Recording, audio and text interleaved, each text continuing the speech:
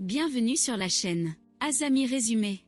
L'histoire commence avec une orpheline nommée Wisteria. Elle mendie dans la rue, afin qu'elle puisse obtenir un peu d'argent pour sa survie. Mais presque personne ne fait attention à elle. Nous voyons un vieil homme debout à côté d'elle, qui est un père d'église et qui garde un œil sur elle. Dans la scène suivante, le vieil homme commence à battre Wisteria. Puis nous apprenons qu'il rend les orphelins mendiants. Mais elle n'a réussi à obtenir que 6 pence aujourd'hui. Alors, il est en colère et lui dit qu'elle ne vaut absolument rien. Après cela, il jette l'assiette de nourriture sur son visage avec colère et part d'ici. Cependant, elle ne peut rien faire et commence à manger la nourriture sale. Elle explique que sa vie est difficile en ce moment, mais que ce n'est pas si mal, car il y a une fenêtre du côté le plus éloigné du grenier. Et quand elle frappe dessus 3 fois après minuit, un puissant démon immortel arrive. Il s'appelle Marba et il aime passer du temps avec elle. Alors, c'est ainsi qu'elle organise une rencontre secrète entre elle et un démon immortel. Wisteria commence à lui parler et elle est heureuse qu'il soit revenu la voir. C'est alors que le vieil homme arrive. Il se met en colère contre elle, car elle est encore éveillée après minuit. Cependant, seule Wisteria est capable de voir Marba. Ainsi, le vieil homme ne peut pas le voir. Maintenant, il menace Wisteria, parce qu'il lui a dit de se lever tôt demain. Mais si elle ne peut plus gagner d'argent, elle doit être prête pour une autre raclée. Après cela, le vieil homme part. Marba surveille tout cela, mais n'aide pas Wisteria. Il lui dit qu'il peut être étrange pour un démon lui-même de dire quelque chose comme ça. Mais quelqu'un qui oblige un orphelin à mendier de l'argent dans la rue ne mérite pas de s'appeler père.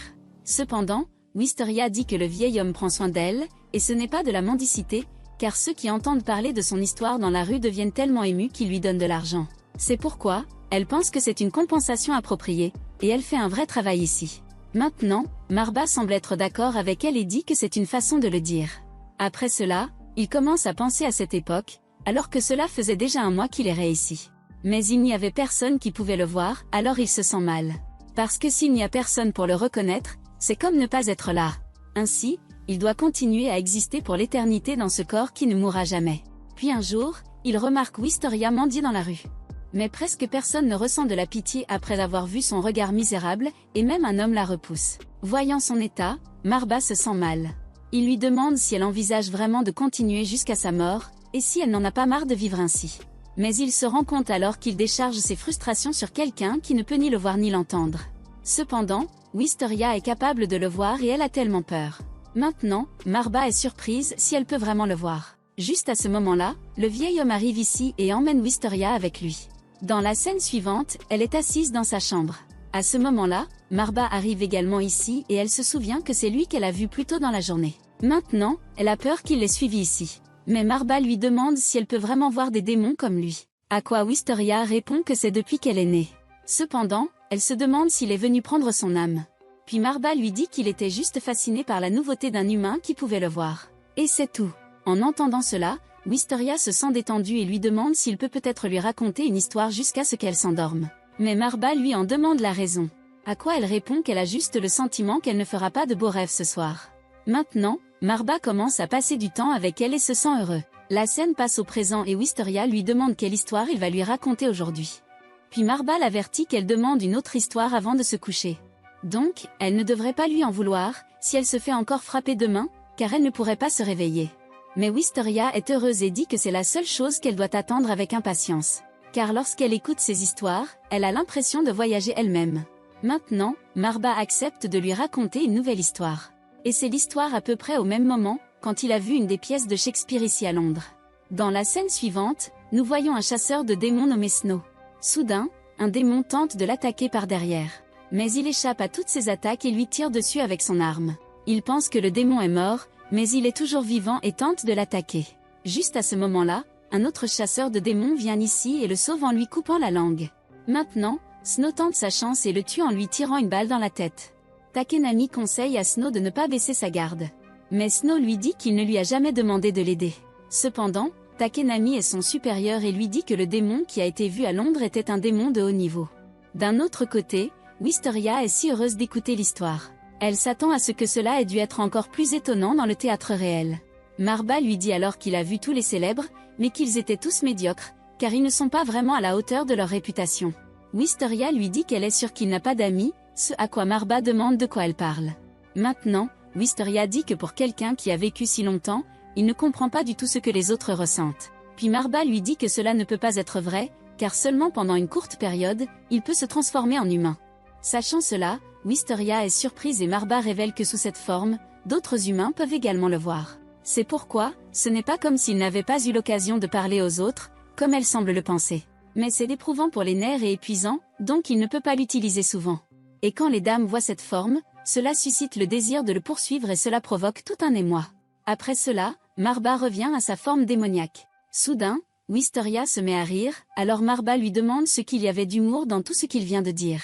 Mais Wisteria dit que s'il ne peut pas comprendre cela, il a encore beaucoup à apprendre. Après cela, Marba commence à partir et promet de revenir. Wisteria le remercie, car depuis qu'elle l'a rencontré, elle peut se réjouir de demain. Et depuis qu'elle est petite, elle a toujours détesté ses yeux, car elle peut voir des choses que les autres ne peuvent pas voir, et les gens l'ont toujours craint. Donc, rien de ce qui lui est jamais arrivé. Mais maintenant, parce que ses yeux peuvent le voir, ils sont quelque chose qu'elle chérit. Maintenant, Marba part d'ici. Il se demande pourquoi elle n'est qu'une enfant malheureuse, qui arrive à le voir, et pourquoi il revient sans cesse lui rendre visite. Le lendemain, le vieil homme dit à Wisteria qu'il a enfin trouvé un acheteur pour elle. Wisteria est choquée d'entendre cela. Le vieil homme lui demande alors si elle pense vraiment que mendier suffirait à la nourrir.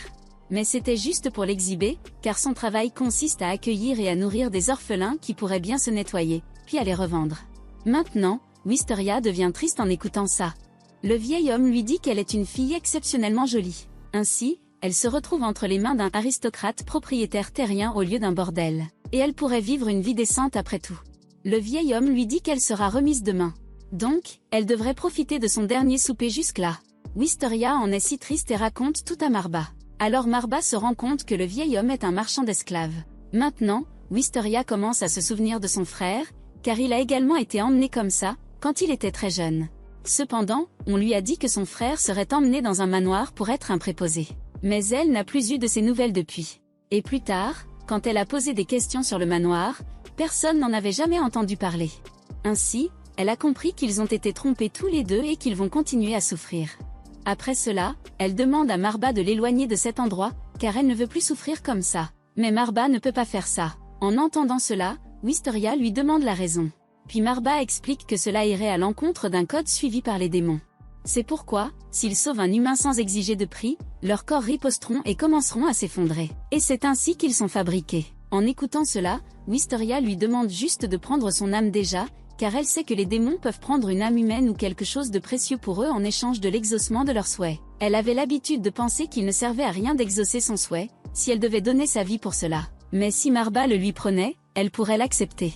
Parce que son frère était la seule personne qu'elle pouvait considérer comme importante pour elle. Et maintenant qu'il est parti. Donc, tout ce qu'elle a, c'est Marba. Maintenant, Marba lui demande si elle sait pourquoi les démons recherchent les âmes. Mais Wisteria n'en connaît pas la raison. Puis Marba lui dit que c'est parce qu'ils peuvent ajouter ce qu'ils ont pris à leur propre durée de vie. Mais il est immortel et toujours jeune, il ne sert donc à rien qu'ils prennent plus de vie. Et au contraire, il s'ennuie tellement qu'il aimerait pouvoir en finir avec ça. Sachant cela, Wisteria se rend compte qu'il n'a plus besoin de rien. Le lendemain, Wisteria part d'ici. Marba est également triste et la regarde. Il commence à se souvenir de cette époque, lorsque Wisteria lui a demandé pourquoi il était venu à Londres. Alors Marba répondit que c'était peut-être pour apaiser un certain ennui. C'est alors que Snow et Teknami arrivent. Ils demandent au vieil homme d'ouvrir la porte. Et Marba remarque le pendentif Swordcross Knight dans le cou de Snow.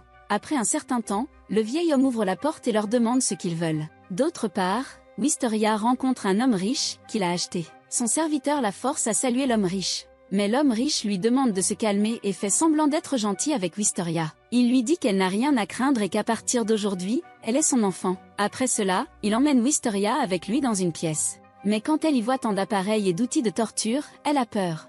Soudain, puis l'homme riche ferme la porte. D'un autre côté, Snow menace le vieil homme. Il lui dit qu'il traque la présence d'un démon, et cela les a conduits ici. C'est pourquoi, Snow pense que le vieil homme sait quelque chose à ce sujet. Mais le vieil homme ne le sait pas. En écoutant cela, Snow le frappe fort et le jette dehors. Snow dit qu'ils savent quelle entreprise il dirige réellement ici. Donc, il n'aurait aucun problème à le fermer. En entendant cela, le vieil homme l'arrête. Il dit qu'il ne connaît pas les démons. Mais Wisteria se parlait souvent la nuit. En écoutant cela, Snow lui pose des questions sur Wisteria. Alors le vieil homme lui dit qu'il a vendu à un riche seigneur. Et d'après ce qu'il a entendu, c'était un monstre qui adorait torturer les enfants. Maintenant, Snow se met en colère et le frappe fort. Mais Marvi a entendu tout cela, et il part immédiatement pour sauver Wisteria. À ce moment-là, Snow et Teknami sentent que quelque chose est bizarre et leur appareil de mesure devient fou. D'autre part, l'homme riche veut torturer Wisteria. Alors, elle essaie de se protéger. Pendant ce temps, elle apprend qu'une de ses mains est une prothèse et qu'il s'agit en fait d'un outil de torture. Cependant, Wisteria s'échappe et tente de s'enfuir d'ici. Soudain, elle trébuche et tombe sur le sol. Maintenant, l'homme riche la capture et dit qu'elle ne peut pas s'échapper de ce manoir. À ce moment-là, Marvy arrive ici et l'homme riche lui demande qui est-il. Marvy jette alors un sac d'argent par terre et dit qu'il est là pour la fille. Mais l'homme riche dit qu'il a vraiment obtenu un spécimen aussi beau qu'elle. Donc, il se fiche de combien il a, mais il ne la lui prend pas. Maintenant, Marvy a décidé de sauver un humain. Alors, le sang commence à sortir de sa bouche, et son corps riposte déjà. Voyant cela, Wisteria court vers lui et l'homme riche essaie de l'attraper. Mais Marvy le jette et le blesse gravement.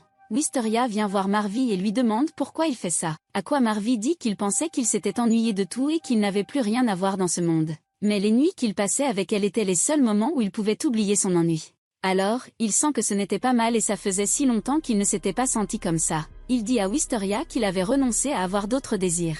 Mais il semble qu'il veuille un avenir avec elle. En entendant cela, Wisteria devient également triste et se met à pleurer. Soudain, un démon ferme la porte, et ils se rendent compte que l'homme riche a conclu un pacte avec lui. Le démon tente d'attaquer Wisteria, mais Marvy la protège. Il commence à se battre avec. Mais son corps est devenu faible, alors le démon commence à le blesser facilement. Il dit à Marvy qu'il n'a pas conclu de pacte. Donc, il ne peut pas le battre après avoir enfreint les règles. Après cela, il rassemble toute sa puissance et va utiliser son attaque finale. Cependant, Marvy décide qu'il ne va pas durer.